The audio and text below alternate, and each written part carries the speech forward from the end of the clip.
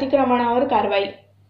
उरण शहर नगर परिषदेच्या हद्दीला लागून असलेल्या चारफाटा येथे तसेच द्रोणागिरी नोड येथे दररोज वाहतूक कोंडी झालेली दिसून येते। येथे विविध टपऱ्या, दुकाने, उद्योगधंदे अनधिकृत व बेकायदेशीर सुरू होते।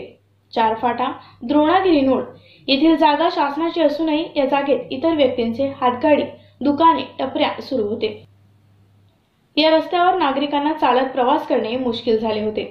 शेवटी बेकायदेशीर अनधिकृत बांधकामे, उद्योगधंदे यांच्यावर कारवाईचा बडगा उगारत सिडको प्रशासनाने उरण चारफाटा तसेच द्रोणागिरी नोड या परिसरातील सर्व अनधिकृत बेकायदेशीर बांधकामे जमीनदोस्त केली।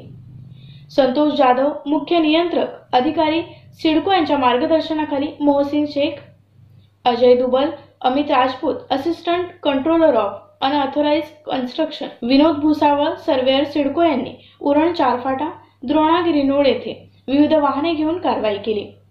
सिडको तर्फे 40 कर्मचारी तर उरण पोलीस ठाणेकडून 65 पोलीस कर्मचारी यावेळी उपस्थित होते। अनधिकृत व बेकायदेशीर बांधकामे वाढल्याने व सदर जागा शासनाची असल्याने वरिष्ठांच्या आदेशाने सदर कारवाई केल्याचे सिडकोचे अधिकारी शेख मोहसिन यांनी सांगितले।